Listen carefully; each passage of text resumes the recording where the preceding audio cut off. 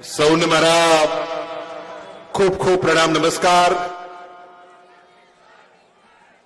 કર્ણાટકથી એક નારો નીકળ્યો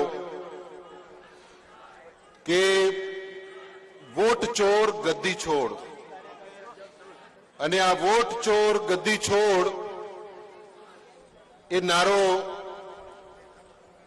જન જન સુધી અને ગામ ગામ સુધી, ગામડાના સામાન્ય માણસ સુધી પણ પહોંચ્યો। એની પાછળનું કારણ એક જ કે 30 વર્ષથી આપણે ગુજરાતમાં સરકાર બનાવી શકતા ન હતા, અને એક પછી એક ચૂંટણીઓ ઘણા બધા રાજ્યોમાં આપણે હાર્યા।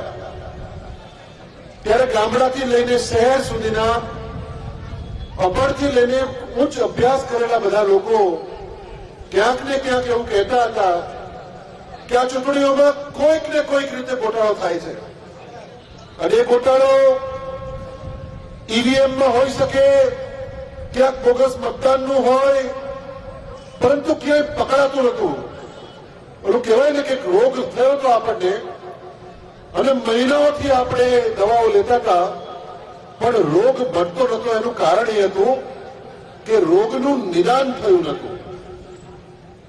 અને હરિયાણા અને મહારાષ્ટ્રની ચૂંટણી પછી આદરણીય રાહુલજીએ બીડું ઝડપ્યું કે કોઈ પણ સંજોગોની અંદર આ જે રોગ થયો છે, રોગનું મૂળ, એનું નિદાન કરવું જરૂરી છે।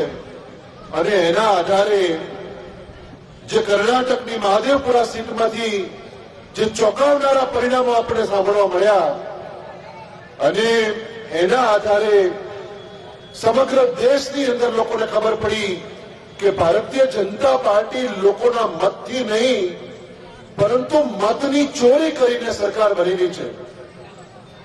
2022ની અંદર વિધાનસભાની અંદર હું 2000 મતે જયારે હાર્યો, ત્યારે એકવાર માટે મેં હાર સ્વીકારી પણ લીધી, અને ત્યારે થયું કે કદાચ લોકોએ મને મત આપ્યા નથી।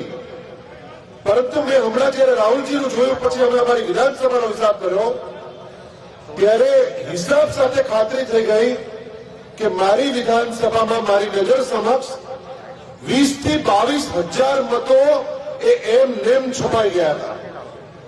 આપણે ઘરમાં બેઠા હતા, અને આપણે બેઠા હતા, અને આપણી હાજરીમાં આપણા ઘરમાં ચોરી થઈ ગઈ, આપણને ખબર ના પડી।